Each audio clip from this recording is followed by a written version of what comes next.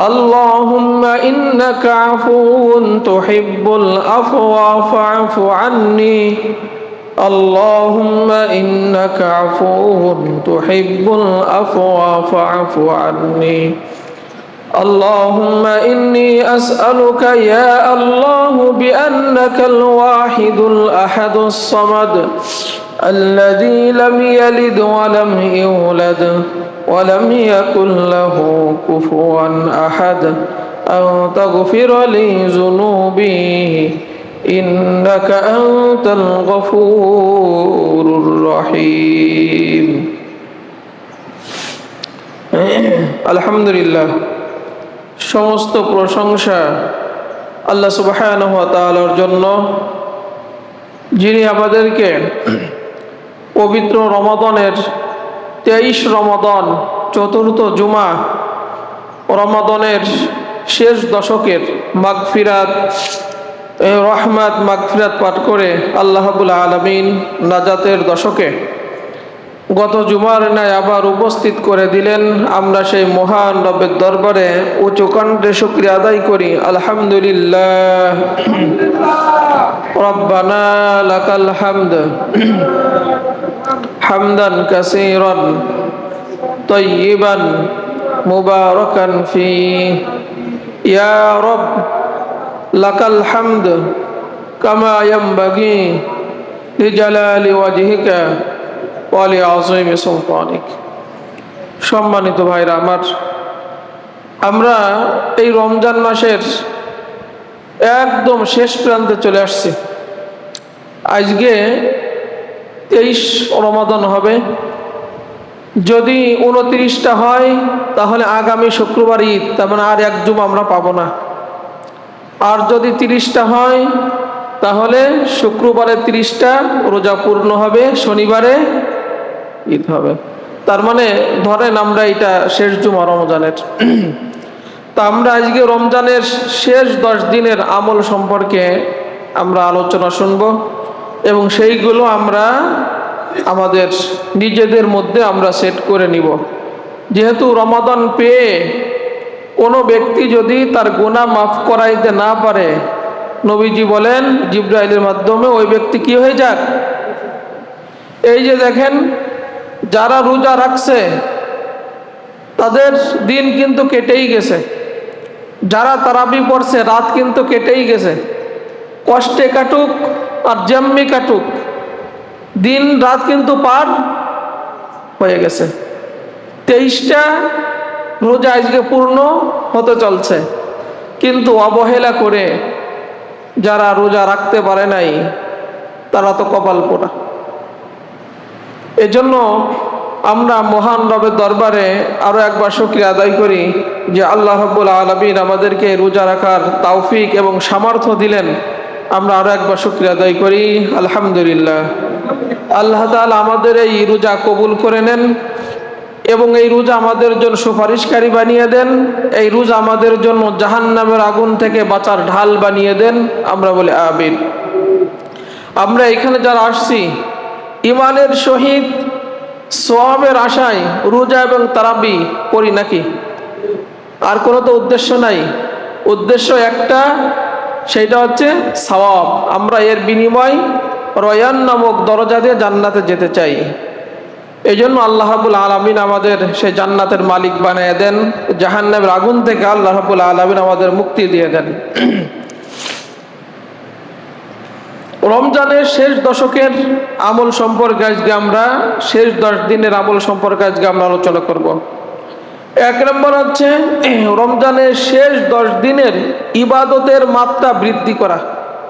ইবাদতের মাত্রা প্রথম 10 দিন, দ্বিতীয় 10 দিন আপনি যতটুকুন না ইবাদত করছেন, শেষ 10 দিনে ইবাদত বন্দেগী বেশি করা। নফল নামাজ, তাসবিহ, তাহলিল, কোরআন তেলাওয়াত, জিকির আজগার, আপনি যা পারেন এইগুলো বেশি বেশি করা। মুহাম্মদুর রাসূলুল্লাহ সাল্লাল্লাহু আলাইহি সাল্লাম রমজানের শেষ 10 দিন হযরত আয়েশা রাদিয়াল্লাহু তাআলা আনহা বলতেন, তিনি কোমর বাঁধতেন। কোমর, আমরা কোমর কখন বাঁধি? মাজা শক্ত করার জন্য। এবং রাত জেগে ইবাদত করতেন এবং পরিবার পরিজন যারা আছে তাদেরকে জাগিয়ে দিতেন। তার মানে আপনি দেখেন, এই রমজান মাস যখন শুরু হলো, আল্লাহ শয়তানকে শিকলবন্দি করে রাখছেন, জাহান্নামের দরজা বন্ধ করে রাখছেন, জান্নাতের দরজা খুলে রাখছেন, রিজিকের দরজা খুলে রাখছেন, মাগফিরাতের দরজা খুলে রাখছেন, রহমতের দরজা খুলে রাখছেন। কিন্তু রমজান শেষ হয়ে যাচ্ছে, তার মানে এইগুলো আবার আগের মতো। এই সুযোগ থেকে আমরা যে বঞ্চিত হয়ে যাচ্ছি। আর রমজান মাস হচ্ছে নেকি কামানোর মাস, 1/70 পাই। তাহলে রমজান শেষ হয়ে যাচ্ছে, এই জন্য ইবাদত আরো বেশি করে করতে হবে। এই 20 দিনে আমরা যতটুকুন না ইবাদত করছি, আর এই লাস্টের 10 দিনে আমরা ইবাদতের মাত্রা কি করতে হবে? বাড়াতে হবে। নবী ইবাদতের মাত্রা বাড়াইতে যাইয়া হযরত আয়েশা বলেন যে কোমর বাঁধতেন, রাত জেগে ইবাদত করতেন, এবং পরিবার পরিজন যারা আছে তাদেরকেও জাগ্রত করাই দিতেন যে রমজান বিদায় নিচ্ছে, ইবাদত তোমরা বেশি বেশি করে করো। কারণ এই সুযোগ আগামী বছর তুমি নাও পাইতে পারো, আগামী বছর এই সুযোগ।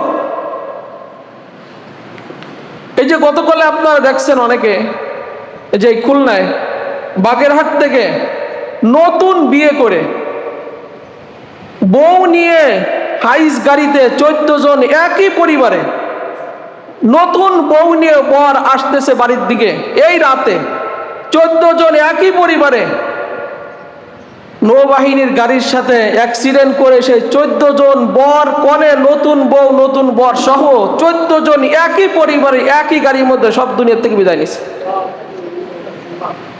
ওরা কি জানতো যে আমার এই মুহূর্তে, এই আনন্দ মুহূর্তে আমাদের একই পরিবারের 14 জনকে একই সাথে দুনিয়ার থেকে চলে যেতে হবে?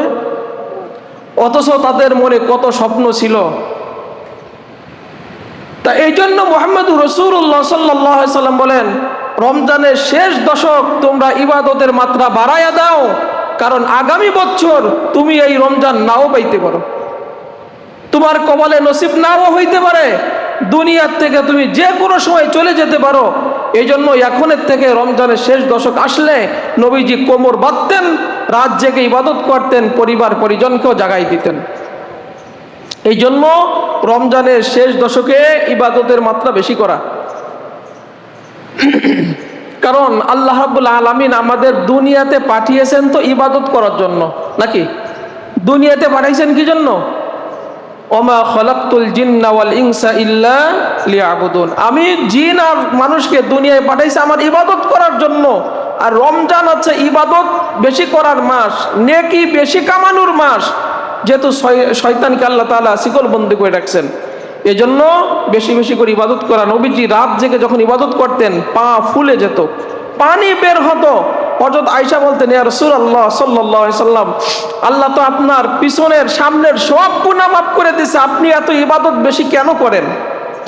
নবীজি বলতেন, আফালা আকুনু আবদান শাকুরা, আমি কি আল্লাহ রাব্বুল আলামিনের একজন কৃতজ্ঞ বান্দা হব না যে আল্লাহ তাআলা আমার সামনের পিছনে সব গুনাহ মাফ করে দিয়েছে, আমি কি আল্লাহ শুকরিয়া আদায় করব না? নবীর গুনাহ নাই, রাত জেগে ইবাদত করে পা ফুলে যায়, আর আমার আপনার জীবনে মনে হয় গুনাহ একটাও নাই। হাজার হাজার গুনাহ, চোখের গুনাহ, হাতের গুনাহ, জবানের গুনাহ, প্রত্যেকটা অঙ্গ প্রত্যঙ্গের গুনাহ। কিন্তু রমজানের শুরুর দিকে ইবাদত একটু বেশি হলেও শেষ দিক আসতে আসতে মুসল্লি নাই। প্রথম রমজানে আমরা যেরকম মুসল্লি পাইছি, এখন মুসল্লি পাই, তার ইবাদতের মাত্রা কমছে না বাড়ছে? অথচ আমরা বিপরীতটা করি, মানে যেইটা করার নির্দেশ দিছে সেইটা না করে বিপরীতটা আমরা করি। যে ইবাদতের মাত্রা শেষ 10 দিনে বাড়াবা, আর আমরা শেষের দিকে এসে কমাই দিছি। আল্লাহ রাব্বুল আলামিন বলেন, ইয়া আইয়ুহান নাসু উবুদু রাব্বাকুম, হে মানুষেরা তোমরা আমার ইবাদত করো, আল্লাযী খলাকাকুম, কেননা আমি আল্লাহ রাব্বুল আলামিন তোমাকে সৃষ্টি করছি, তোমাদের পূর্বপুরুষদেরকে আমি আল্লাহ রাব্বুল আলামিন সৃষ্টি করছি। তোমরা যে জমিনে হাঁটো, আল্লাযী জাআলা লাকুমুল আরদা ফিরাশা, আমি আল্লাহ রাব্বুল আলামিন এই জমিনকে বিছানারূপ বানাই দিলাম, তা না হলে তোমরা জমিনে চলতে পারতা না। আসমানকে ছাদ স্বরূপ বানালাম। বান্দা, আমি তোমাদেরকে সৃষ্টি করলাম, আমার ইবাদত তোমরা কেন করবে না? ইবাদত করার জন্যই তো তোমাকে দুনিয়াতে পাঠানো হলো। নবীজি মুয়াজ রাদিয়াল্লাহু তাআলা আনহুকে ডাকলেন, মুয়াজ, মুয়াজ বলে, ইয়া রাসূলুল্লাহ সাল্লাল্লাহু আলাইহি ওয়াসাল্লাম, আমি হাজির। বলেন, তুমি বলো তো বান্দার উপরে আল্লাহর কি হক আছে আর আল্লাহর উপরে বান্দার কি হক আছে? মুয়াজ রাদিয়াল্লাহু তাআলা আনহু বলেন, ইয়া রাসূলুল্লাহ, আল্লাহ এবং আল্লাহ রাসূল সবচেয়ে ভালো জানেন। নবীজি বলেন, বান্দার উপরে আল্লাহর হক হচ্ছে বান্দা একমাত্র আল্লাহ রাব্বুল আলামিনের ইবাদত করবে, তার সাথে কাউকে শরীক করবে না। আল্লাহর উপর বান্দার হক হলো যে বান্দা একমাত্র তার ইবাদত করবে, তার সাথে শরীক করবে না, ওই বান্দাকে আল্লাহ রাব্বুল আলামিন কখনো কোনো শাস্তি, এমনকি জাহান্নামের আগুন দিয়ে কখনো শাস্তি দিবেন না। তার মানে আমরা যদি আল্লাহ রাব্বুল আলামিনের ইবাদতের মাত্রা এই রমজানের শেষ দশকে বেশি বাড়াই, তাহলে আল্লাহর উপর আমাদের যে হক সেইটা হচ্ছে আল্লাহ রাব্বুল আলামিন আমাকে আপনাকে কখনো জাহান্নামের আগুনে পোড়াবেন না, কবরে কখনো শাস্তি দিবেন না। আর আমাদের উপরে আল্লাহর যে হক সেটা হচ্ছে আমরা একমাত্র ইবাদত করব কার? আল্লাহ রাব্বুল আলামিনের ইবাদত করব, তার হুকুম আহকাম মেনে আমাদের জীবন যাপন করব। আল্লাহ রাব্বুল আলামিন বলেন, ইয়া ইবাদিয়াল্লাযীনা আমানু ইন্না আরদি ওয়াসিআতুন ফাইয়ায়া ফা'বুদুন। ও আমার বান্দারা, তোমরা যারা ঈমান আনছো, ইন্না আরদি ওয়াসিআতুন ফাইয়ায়া ফা'বুদুন, যে আমার এই জমিন প্রশস্ত, অতএব আমার ইবাদত করো। এই জমিনে বসে বসে আমি প্রশস্ত করে দিয়েছি, জমিন তোমাদের জন্য মসজিদ তুল্য বানায়া দিলাম, অতএব তোমরা আমার এই জমিনে বসে আমার ইবাদত বندگی করো। কুল্লু নাফসিন যায়িকাতুল মাউত সুম্মা ইলাইনা তুরজাউন। মনে রাখবা, প্রত্যেকটা প্রাণীর মরণশীল, আর প্রত্যেকটা প্রাণীকে আমার কাছে আসতেই হবে। অতএব ইবাদত ছাড়া আমার কাছে যদি আসো, তুমি বাঁচতে পারবে না, ভয়ঙ্কর শাস্তি তোমাকে খেতে হবে। অতএব প্রত্যেকটা প্রাণী, দেখেন আল্লাহ তাআলা কত সুন্দর কথা বলেন, যে তোমরা যারা ঈমান আনছো, আমি জমিন প্রশস্ত করে দিলাম, আমার ইবাদত করতেই হবে। সাথে সাথে বললেন, তোমাকে কিন্তু মরতেই হবে আর আমার কাছে আসতেই হবে। যে যাই আমরা করি না কেন, মরণ একদিন হবেই, কবরে যেতে হবে, আল্লাহর কাছে উপস্থিত হতে হবে। এই ঈমানটুকু আমাদের আছে না? এই ঈমানটুকু আছে। এই জন্য নবীজি বলতেন, আকসিরু যিকরা হাযিমিল লাযাতি ইয়ানিল মাউত, যে তোমরা বেশি বেশি করে মৃত্যুকে স্মরণ করো। মৃত্যুকে যদি তুমি সুখের সময় স্মরণ করো, সুখ তিক্ত হয়ে যাবে। যাহাই রে, আমার তো জীবন কিচ্ছুই না, সব কিছু ছেড়ে আমার তো শূন্য হাতে কবরের যাত্রী হতে হবে। আর যদি সংকটের সময় এই মৃত্যুকে তুমি স্মরণ করো, তাহলে তোমার সংকট দূর হয়ে যাবে। এই জন্য নবীজি মুহাম্মদুর রাসূলুল্লাহ সাল্লাল্লাহু আলাইহি ওয়াসাল্লাম বলেন, তোমরা মৃত্যুকে বেশি বেশি নামাজে স্মরণ করবা। নামাজে মৃত্যুকে স্মরণ করবা। নামাজে তো কত কিছু আমাদের মনে আসে। নবীজি বলেন, মৃত্যুকে স্মরণ করবা এই নামাজে, মনে করবা এটা তোমার শেষ জীবনের নামাজ, অথবা আর এক ওয়াক্ত নামাজ সামনে তুমি আর পাবা না। এইটা তোমার শেষ রুকু, এটা তোমার শেষ সাজদা, এটা তোমার শেষ তাসবিহ। রুকুর যেগুলো তুমি তাসবিহ, তুমি সিজদার তাসবিহ, যেগুলো দোয়া দুরূদ পড়তেছো, এইটা তোমার জীবনের শেষ নামাজ। আগামী ওয়াক্তে তুমি নামাজ আর নাও পাইতে পারো, তখন দেখবা তোমার নামাজ সুন্দর হয়ে গেছে। এই জন্য নবীজি বলেন, তুমি এই মৃত্যুকে স্মরণ করবা বেশি বেশি নামাজে, তোমার নামাজ সুন্দর হবে। এরপরে নবীজি বলেন, একজন লোক এসে বলতেছে, ইয়া রাসূলুল্লাহ সাল্লাল্লাহু আলাইহি সাল্লাম, সর্বোত্তম ব্যক্তিকে, নবীজি বলেন সর্বোত্তম ব্যক্তি হলো যার চরিত্র ভালো। পরক্ষণে আবার বলা হলো, ইয়া রাসূলুল্লাহ সাল্লাল্লাহু আলাইহি সাল্লাম, সর্বশ্রেষ্ঠ জ্ঞানী ব্যক্তিকে? নবীজি বলেন, সর্বশ্রেষ্ঠ জ্ঞানী হচ্ছে ওই ব্যক্তি যে মৃত্যুকে অধিক পানে স্মরণ করে এবং মৃত্যুর পরবর্তী জীবনের জন্য নেক আমল করে। এইখানে আমরা যারা আছি, আমরা তো জ্ঞানী গুণী, আমরা বলি যে ওর অনেক জ্ঞান, কিন্তু আখেরাতের কোনো জ্ঞান নাই। প্রকৃতি জ্ঞানী তো সে জানে যে আমার জীবনের সূচনা কবরে রাখার সাথে শুরু হবে, অনন্তকাল পর্যন্ত আমার ওই জীবন যাত্রা হবে, কখনো আমার মৃত্যু হবে না। দুনিয়া আমি আসছি 60 বছর 70 বছর আমার বাঁচতে হবে, কিন্তু কবরে একবার ঢুকলে অনন্তকাল শুরু হবে। আমার আযাব যদি শুরু হয়, জাহান্নামে অনন্তকাল থাকতে হবে। আর আমি যদি জান্নাতি হই, তাহলে অনন্তকাল সুখ আর সুখ। তাহলে আপনি মৃত্যুর পরবর্তী জীবনে কিভাবে ভালো থাকা যায়, সেই নেক আমল দুনিয়ার থেকে আপনি করেন না, আর আমরা বলি ওই লোকটা ভালো জ্ঞানী। এই জন্য নবীজি বলেন প্রকৃত খাঁটি জ্ঞানী ওই ব্যক্তি যে মৃত্যুকে অধিক পানে স্মরণ করে এবং মৃত্যুর পরবর্তী জীবনের জন্য নেক আমল করে, ওই ব্যক্তি জ্ঞানী। নবীজি বলেন আদম সন্তান দুইটা জিনিস অপছন্দ করে, একটা হচ্ছে মৃত্যু, মৃত্যু হোক এটা কেউ চায় না, দীর্ঘ হায়াত বেঁচে থাক এটা মানুষ চায়। আর একটা হলো কম সম্পদ, অল্প সম্পদের মালিক, এইটা কেউ পছন্দ করে না। অথচ নবীজি বলেন তোমার যদি অল্প সম্পদ হয় হিসাব কম, হিসাব, আর যারা ধনী অর্থের সম্পদ হিসাব দিতে হবে না, কেমনে আদায় করলা, কেমনে এত সম্পদের মালিক হইলা হিসাব দাও, নতুবা এক পা সামনে বাড়তে দেওয়া হবে না। কিয়ামতের ময়দানে 5টা যে প্রশ্ন করা হবে তার মধ্যে দুটো থাকবে এই সম্পদের ব্যাপারে, যে সম্পদের মালিক কেমনে হইলা হিসাব দাও। এই জন্য নবীজি বলেন তোমাদের যাদের সম্পদ কম তোমরা চিন্তা করো না, তোমাদের হিসাব কম, ধনীদের 500 বছর আগে তোমরা জান্নাতে চলে যাবা। সুবহানাল্লাহ সুবহানাল্লাহ। এই জন্য হতাশ হওয়ার কারণ নাই। তাহলে যাই হোক, 1 নাম্বার বলতেছিলাম, 1 নাম্বার বলতে যে তাই কত সময় যাবে, সেটা হচ্ছে রমজানের শেষ দশকে ইবাদতের মাত্রা কি করতে হবে, বাড়াতে হবে। 2 নাম্বার আমল হচ্ছে পরিবারকে জাগাই দিতে হবে ইবাদত করার জন্য, তাকিদ দিতে হবে, সতর্ক করাই দিতে হবে, উঠাই দিতে হবে পরিবারকে। আপনি পরিবারের দায়িত্বশীল, আপনার পরিবারের লোক যদি আল্লাহর হুকুম আহকাম ইবাদত বন্দেগী না করে কিয়ামতের ময়দানে আপনার জবাবদিহি করতে হবে। কারণ আল্লাহ রাব্বুল আলামিন বলেন ওয়াকালাল্লাযীনা কাফারু রব্বানা আরিনাল্লাযাইনি আদাল্লানা মিনাল জিন্নি ওয়াল ইনস নাজআলহুমা তাহতা আকদামিনা লিয়াকুনা মিনাল আসফালিন। যে কিয়ামতের ময়দানে কাফেররা যারা আল্লাহকে মানতো না, ইবাদত ঠিকমতো করতো না, তারা বলবে আল্লাহ ওই সমস্ত অভিভাবকদের আমাদের সামনে হাজির করো, তাদের জাহান্নামের কিনারায় শোয়াই রাখবা, তাদেরকে তাহতা আকদামিনা, তাদেরকে পাড়াইয়া পদদলিত করে তাদের বুকের পর পা রেখে জাহান্নামে যাব, নতুবা জাহান্নামে যাব না। আল্লাহ বলবেন কেন?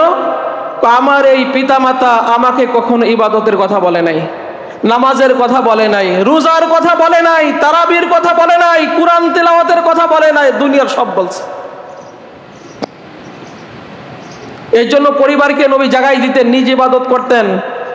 আল্লাহ রাব্বুল আলামিনের পক্ষ থেকে ঘোষণা হলো কু আনফুসাকুম ওয়া আহলিকুম নার, নিজে যেরকম জাহান্নামের আগুন থেকে বাঁচার জন্য ইবাদত করো, পরিবার পরিজন আপনজন যারা আছে তাদেরকেও জাহান্নামের আগুন থেকে তোমার বাঁচাইতে হবে, সতর্ক করতে হবে। আপনি বলবেন কেমনে? আপনার সামনে, চোখের সামনে আপনার সন্তান যদি আগুনে পুড়তো আপনি এইটা মেনে নিতেন? জাম্মের সামনে আপনি আপনার সন্তানকে আগুন থেকে বাঁচাইতেন না? ধরেন আপনার চোখের সামনে দেখতেছেন আপনার সন্তান আগুনে পুড়তেছে, আপনি কি বসে বসে দেখবেন? কোন পিতা দেখবে এটা? আপনারা দেখবেন কখনো? শুধু আপনার সন্তান না, যে কেউ, আপনার শত্রুও যদি দেখেন যে আগুনে পুড়তেছে, আপনি ওইখানে বসে থাকবেন? যে করে হলেও আপনি তাকে আগুন থেকে বাঁচাবেন। রাত 3টার সময় আপনার ঘরে যদি আগুন ধরে, আপনি দেখেন রুমের মধ্যে আমার কলিজার টুকরা সন্তান ঘুমাই রয়েছে, আগুনে পুড়বে, ওই ঘুমান্ত শিশুকে টেনে হিসড়ে আপনি কেমনে বের করবেন? অথচ আপনি 2 চোখ দিয়ে দেখতেছেন আমার সন্তান রোজা না রেখে জাহান্নামে যাচ্ছে, আমার সন্তান নামাজ না পড়ে জাহান্নামে যাচ্ছে, আমার সন্তান গুনাহ করে জাহান্নামে যাচ্ছে, আমার সন্তান গান বাজনা করে জাহান্নামের আগুনে যাচ্ছে। পিতা মাতার কোনো শোক নাই, আছে? কোনো শোক নাই। তাহলে আপনি আপনার সন্তান চোখের সামনে জাহান্নামে চলে যাচ্ছে, অথচ কোনো। এই জন্য পরিবার পরিজন যারা আছে, সংক্ষেপে কথা হচ্ছে, তাদেরকেও এই ইবাদতের তাকিদ দিতে হবে। এমন কি হাদিসে আসছে যে আপনি রাত্রে যখন তাহাজ্জুদ নামাজ পড়তে ওঠেন, আপনার স্ত্রীকে আপনি ডাকবেন, যদি না ওঠে চোখে একটু পানি ছিটায় দেবেন, পানি ছিটায় দিবেন, এটা সুন্নাহ। স্ত্রী যদি ওঠে স্বামীকে ডাকবে, স্বামী যদি না ওঠে পানি ছিটায় দেবে। যদি 2 জন ওই পানি ছিটানোর মাধ্যমে উঠায় তাহাজ্জুদের নামাজ পড়ে, শ্রেষ্ঠ ইবাদতকারী বলে আল্লাহ রাব্বুল আলামিন স্বামী স্ত্রীকে গণ্য করে দেন। এজন্য পরিবারকে আমাদের জাগাতে হবে। রমজানের শেষ 10 দিনের আমল 2 নাম্বার, 3 নাম্বার হচ্ছে গুরুত্ব সহকারে ইতিকাফ করা। যে যেভাবে পারি, 10 দিন তো আমরা মসজিদের পক্ষ থেকে বিভিন্ন জায়গা করতেছি, আমরা তো এলাকায় লোকে খুঁজে পাই নাই, পোলাপান দিয়ে দিছি। ইতিকাফ আপনি দিনে না পারেন, চিন্তা করেন যে আমি রাতে ইতিকাফ করব, রাতে, শুধু রাতে, তাও আপনার ইতিকাফ এই শেষ 10 দিনে যদি এরকম সুযোগ হয় 5 ঘন্টার জন্য হলেও আপনি ইতিকাফ করেন, নিজেকে আবদ্ধ রাখেন। এর দ্বারা কি হবে? মুহাম্মদুর রাসূলুল্লাহ সাল্লাল্লাহু আলাইহি ওয়াসাল্লাম বলেন, তুমি যখন একদিন আল্লাহর জন্য ইতিকাফ করো, আল্লাহ রাব্বুল আলামিন জাহান্নাম 3 খন্দক দূরে সরায় দেয়। ইতিকাফ বসে বসে বাইরে যে যত মানুষ নেক আমল করতো, বাইরের লোকেরা, ওই সমস্ত নেক আমলের সওয়াব তুমি ওইখানে বসে বসে সব পাবা। এজন্য যারা ইতিকাফ করতেছে, বাড়িতেও যে সমস্ত মা বোনের ইতিকাফ করতেছেন, আমরা তাদেরকে সাধুবাদ জানাই এবং আল্লাহ তাআলা প্রত্যেকের ইতিকাফ কবুল করে নেন এবং জাহান্নামের আগুন থেকে আল্লাহ তাআলা বাঁচিয়ে দেন। এরপরে নবীজি বলতেন, হযরত আয়েশা রাদিয়াল্লাহু তাআলা আনা হাদিসটা বর্ণনা করছেন, যারা ইতিকাফ করবা 7টা সুন্নাহ তোমরা মনে রাখবা, 7টা কাজ। একটা হচ্ছে রুগী দেখতে যাবা না, জানাজা অংশগ্রহণ করবা না, যদি বেটা হও স্ত্রীকে স্পর্শ করবা না, স্ত্রীর সহবাস করবা না, বিনা প্রয়োজনে অধিক প্রয়োজন ছাড়া ইতিকাফের স্থান থেকে বের হবা না, অধিক প্রয়োজন ছাড়া ইতিকাফের স্থান থেকে তোমরা কেউ বের হবা না, রোজা না রেখে ইতিকাফ করবা না, পুরুষরা জামে মসজিদ ছাড়া ইতিকাফ করবা না। এই 7টা সুন্নাহ তোমাদের যেন মনে থাকে যারা ইতিকাফ করবা। কিন্তু অধিক প্রয়োজন ছাড়া ইতিকাফকারীরা বের হয় না, বের হয়, এগুলো আমরা করে ফেলি, এগুলো ইতিকাফ হয় না। এই জন্য রমজানের শেষ দশকে এই ইতিকাফ করা। ইতিকাফের মূল একটা লক্ষ্য উদ্দেশ্য হচ্ছে লাইলাতুল কদর তালাশ করা। রমজানের শেষ দশকের বিশেষ একটা আমল হচ্ছে লাইলাতুল কদর কি করা? লাইলাতুল কদর একটা সম্মানিত রাত, এইটা তালাশ করা, এটা একটা বিশেষ আমল। কারণ যে লাইলাতুল কদরের কল্যাণ থেকে বঞ্চিত, নবীজি বলেন সে সমস্ত কল্যাণ থেকে বঞ্চিত। যে লাইলাতুল কদরের কল্যাণ পেয়ে গেল, সে সমস্ত কল্যাণের চাবিকাঠি পেয়ে গেল। লাইলাতুল কদর একটা সম্মানিত রাত। মুহাম্মদুর রাসূলুল্লাহ সাল্লাল্লাহু আলাইহি ওয়াসাল্লাম বলেন, এই এক রাত যদি কেউ ইবাদত করে, আল্লাহ রাব্বুল আলামিন আমাকে ওহী পাঠিয়েছেন যে 1000 মাস ইবাদত করার চাইতে বেশি সওয়াব দিয়ে দেন। 1000 মাসে আমরা বলছিলাম 83 বছর 4 মাসের সওয়াব, ইবাদতের সওয়াব আল্লাহ রাব্বুল আলামিন দিয়েছেন। এই বিশেষ রাত শেষ দশকের বেজর রাতে খোঁজা, এটা বিশেষ আমল। রমজানের শেষ 10 দিনে আমরা তো খুঁজি না, আমাদের কোনো গুরুত্ব নাই, চিন্তা করছি রাত যাচ্ছে দিন যাচ্ছে জাগা, আমরা এরকম একটা চিন্তা করি। কিন্তু আমল হচ্ছে রমজানের শেষ দশকের বেজর রাতে আপনার বিশেষ আমল হচ্ছে এই লাইলাতুল কদর খুঁজবা। নবীজি বলেন, মান কামা লাইলাতুল কদরি ঈমানান ওয়া ইহতিসাবান গুফিরা লাহু মা তাকাদ্দামা মিন যামবি। যে ব্যক্তি লাইলাতুল কদর রাত খুঁজে এবং ওই রাতে ইবাদত করে, আল্লাহ খুশি হয়ে তার বিগত সব বছরের গুনাহ মাফ করে দেয়। 1000 মাস ইবাদত করার তো সব পাইলেনি, আপনার আমলনামায় আজকের দিন পর্যন্ত ধরেন যত গুনাহ আছে, ওই একটা রাত ইবাদত করার দ্বারা আল্লাহ রাব্বুল আলামিন আপনার গুনাহ মাফ করে দেয়। নবীজি বলেন, আমাকে দেখানো হলো নির্দিষ্ট করে কোন রাতটা লাইলাতুল কদর। আমি বের হয়ে বলবো, ইতিমধ্যে 2 সাহাবী ঝগড়া লাগছে, ঝগড়া মিটাইতে যাইয়া আল্লাহ তাআলা স্মৃতি শক্তি থেকে মুছে দিয়েছেন। অতএব তাহাররাউ লাইলাতুল কদরি ফিল বিতরি মিনাল আশরিল আওয়াখিরি মিন রমাদান।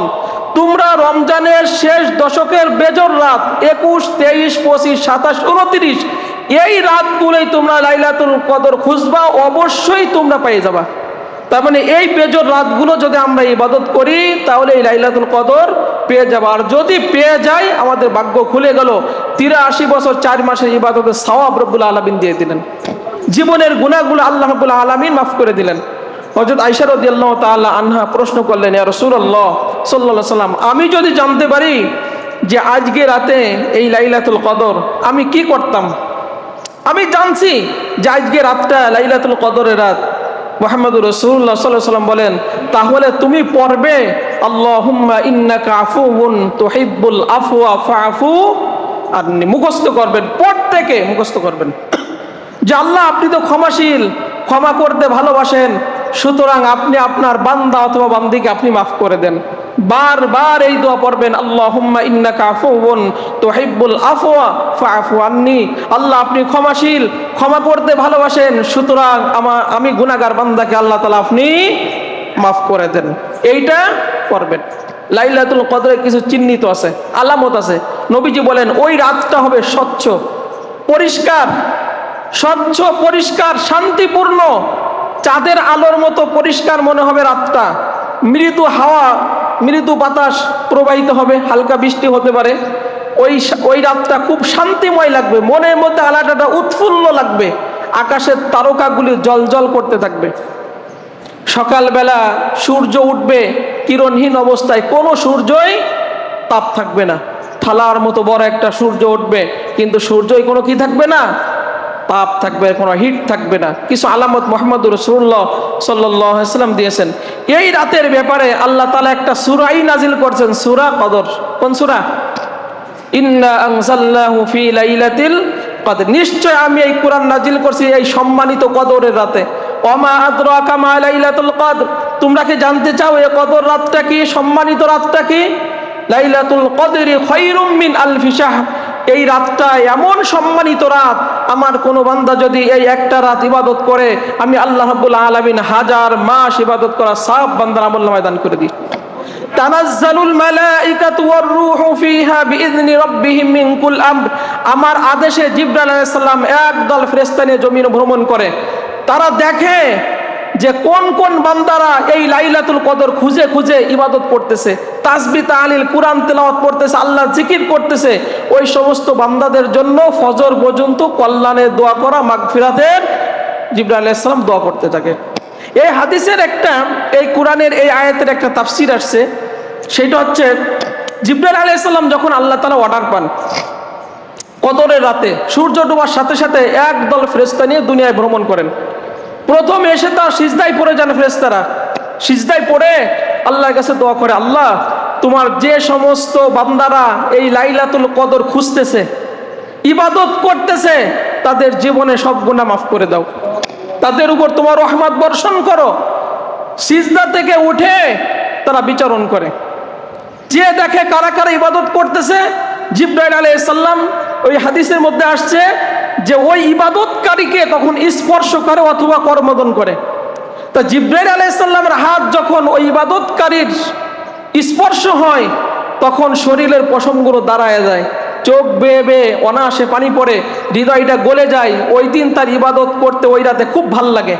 এরকমটা যদি কোনো রাতে বেজোর রাতে আপনার মনে হয় যে হঠাৎ শরীরের লোম খাড়ায় গেছে, খুব ভাল লাগতেছে, একটা শান্তি লাগতেছে, তিলাওয়াত করতে, নামাজ পড়তে, জিকির করতে ভাল লাগতেছে, তাহলে হাদিসে বলা হয়েছে তখন আপনি বুঝবেন জিবরাইল আলাইহিস সালাম আপনাকে স্পর্শ করছে। উবাই ইবনে কাব রাদিয়াল্লাহু তাআলা আনহু বলেন, ওই লাইলাতুল কদরে যে ব্যক্তি একবার পড়ে লা ইলাহা ইল্লাল্লাহ মুহাম্মাদুর রাসূলুল্লাহ, এই কালেমা পড়ার সাথে সাথে আল্লাহ রাব্বুল আলামিন তার পূর্বের সমস্ত পাপ রাশি মাফ করে দেয়। এরপরে দ্বিতীয়বার যদি ওই ব্যক্তি পড়ে লা ইলাহা ইল্লাল্লাহ মুহাম্মাদুর রাসূলুল্লাহ, এই কালেমা দ্বিতীয়বার পড়ার সাথে সাথে আল্লাহ রাব্বুল আলামিন জাহান্নামের আগুন থেকে তাকে মুক্তি দিয়ে দেয়। তৃতীয়বার যদি কালেমা পড়ে লা ইলাহা ইল্লাল্লাহ, আল্লাহ রাব্বুল আলামিন ওই বান্দার প্রতি খুশি হইয়া আল্লাহ রাব্বুল আলামিন তার জান্নাত আবশ্যক করে দেন। কিন্তু যারা বেঈমান ইবাদত করতে চায় না, ওই রাতটা তাদের কাছে এত ভারী মনে হয় যেন পাহাড় তার ঘাড়ের উপরে পড়ে আছে। লম্বা হাদিস, ছোট করলাম। এরপরে দেখেন এই লাইলাতুল কদরে আমরা কিছু বিশেষ আমল আপনারা করতে পারেন। আমরা বলছিলাম যে কাবার ইমাম একটা আমল বাতাই দিছেন যে ওই রাতে তোমরা না পারলেও কমপক্ষে 2 রাকাত নফল নামাজ পড়া, তাহলে 83 বছর 4 মাস ধরে মনে হবে তুমি আল্লাহর রাস্তায় নফল নামাজ পড়তেছই। তুমি যদি ওই রাতে 1 টাকাও দান করো, তাহলে মনে হবে যে 83 বছর 4 মাস ধরে তুমি আল্লাহর রাস্তায় দান করতেই আসো। ওই রাতে বলা হয়েছে যে তোমরা সূরা ইখলাস পড়বা। সূরা ইখলাস যদি আমরা একবার পড়ি, কয় পারা কোরআনে সওয়াব পাওয়া যায়? 10 পারা কোরআনের, আপনি যদি 3 বার পড়েন 30 পারা কোরআনের সওয়াব পাইলেন। তার মানে ওই রাতে যদি 3 বার সূরা ইখলাস পড়েন, তাহলে 83 বছর 4 মাস ধরে আপনি 30 পারা কোরআনের সওয়াব পাইতেই আছেন। এই সূরা ইখলাসের তাফসীর আমি তো মাঝে মাঝে আপনাদেরকে শোনাই, কত ফজিলাতপূর্ণ, ওইদিকে যাব না। এরপরে একটা বিশেষ আমলের কথা আপনাদের বলবো। নবী মুহাম্মদুর রাসূলুল্লাহ সাল্লাল্লাহু আলাইহি সাল্লাম হাদিসটা বলে আমরা শেষ করব। মুহাম্মদুর রাসূলুল্লাহ সাল্লাল্লাহু আলাইহি সাল্লাম নবীর চাচা হযরত আব্বাস রাদিয়াল্লাহু তাআলা আনহুকে ডাকলেন। এটা আপনারা করবেন, মাঝে মাঝে করবেন আমলগুলা। বললেন, চাচা আপনি আমার আত্মীয়, আপনার সাথে কি আত্মীয় সম্পর্ক বজায় রাখবো না? আপনার সাথে কি আমি সৎ ব্যবহার করবো না? আপনার কি আমি উপকার করব না? আপনাকে আমি ভালোবাসবো না? হযরত আব্বাস রাদিয়াল্লাহু তাআলা আনহু বলেন, ভাতিজা অবশ্যই তুমি করবা। নবীজি বলেন, তাহলে শোনেন, আপনি 4 রাকাত নামাজ পড়বেন। 4 রাকাত নামাজ পড়বেন, সূরা ফাতিহা আর একটা সূরা মিলাইয়া রুকুতে যাওয়ার আগে আপনি 15 বার পড়বেন সুবহানাল্লাহ আলহামদুলিল্লাহ ওয়ালা ইলাহা ইল্লাল্লাহু আল্লাহু আকবার। এরপরে রুকুতে যাবেন, তাসবিহ শেষ করবেন, ওইখানে 10 বার সুবহানাল্লাহ আলহামদুলিল্লাহ ওয়ালা ইলাহা ইল্লাল্লাহু আল্লাহু আকবার। রুকু থেকে উঠবেন, রব্বানা লাকাল হামদ বলে দাঁড়ায়া দাঁড়ায়া আপনি 10 বার পড়েন সুবহানাল্লাহ আলহামদুলিল্লাহ ওয়ালা ইলাহা ইল্লাল্লাহু আল্লাহু আকবার। এরপর আবার সিজদায় যান, সিজদায় তাসবিহ পাঠ করেন, পাঠ করে আপনি ওই সিজদায় যে আপনি পড়েন 10 বার সুবহানাল্লাহ আলহামদুলিল্লাহ ওয়ালা ইলাহা ইল্লাল্লাহু আল্লাহু আকবার। সিজদা থেকে ওঠেন, ওই যে 2 সিজদার মাঝখানে বসছেন, আল্লাহুম্মা গফিরলি ওয়ারহামনি ওয়াহদিনি ওয়াআফিনি ওয়ারযুকনি পড়েন। এরপরে 10 বার পড়েন সুবহানাল্লাহ আলহামদুলিল্লাহ ওয়ালা ইলাহা ইল্লাল্লাহু আল্লাহু আকবার। আবার সিজদায় যান, সিজদা তাসবিহ পড়ে আবার আপনি পড়েন সুবহানাল্লাহ আলহামদুলিল্লাহ ওয়ালা ইলাহা ইল্লাল্লাহু আল্লাহু আকবার 10 বার পড়েন। এরপরে আবার সিজদা থেকে সরাসরি উঠবেন না, আবার বসবেন, বসে এই তাসবিহ সুবহানাল্লাহ আলহামদুলিল্লাহ ওয়ালা ইলাহা ইল্লাল্লাহু আল্লাহু আকবার এই 10 বার পড়লে 1 রাকাত হয় 75 বার। এই তাসবিহ আপনি যখন পড়বেন 4 রাকাত নামাজে 300 বার এই তাসবিহটা হবে। যদি আপনি পড়েন, আপনার আমলনামায় যদি বালুর স্তূপ সমপরিমাণ গুনাহ থাকে, আপনার আমলনামায় ছোট বড় ইচ্ছায় অনিচ্ছায় প্রকাশ্যে গোপনে নতুন পুরাতন যত গুনাহ আছে আল্লাহ রাব্বুল আলামিন এইভাবে 4 রাকাত নামাজ পড়ার দ্বারা আপনার সমস্ত গুনাহগুলো মাফ করে দেবে। যদি পারেন চাচা প্রতিদিন 1 বার পড়েন, না পারলে সপ্তাহে 1 বার পড়েন, না পারেন আপনি মাসে 1 বার পড়েন, না পারলে বছরে পড়েন, না পারলে জীবনে 1 বার পড়েন, নতুন পুরাতন সব গুনাহ মাফ করবেন কে? আল্লাহ। এই নামাজকে বলে সালাতুত তাসবিহ। তাহলে এই বেজর রাতগুলায় খুঁজে খুঁজে আপনারা এই সালাতুত তাসবিহ নামাজ আদায় করবেন। আপনি বলবেন কষ্ট হয়, কষ্টের বিনিময়ে তো গুনাহ মাফ পাচ্ছেন 50 বছরের। কষ্ট তো হবে, রোজার মাস কষ্টের মাস, এর জন্য ধৈর্য ধারণ করবেন, ধৈর্যের বিনিময়ে আল্লাহ খুশি হয়ে জান্নাত দিবে। এজন্য আল্লাহ রাব্বুল আলামিন রমজানের শেষ দশকের আমলের কথা বলছিলাম, আর একটা হচ্ছে বেশি বেশি দোয়া করবেন, বেশি বেশি তাওবা পড়বেন, আর সর্বশেষ হচ্ছে এই সাদাকাতুল ফিতর আদায় করবেন।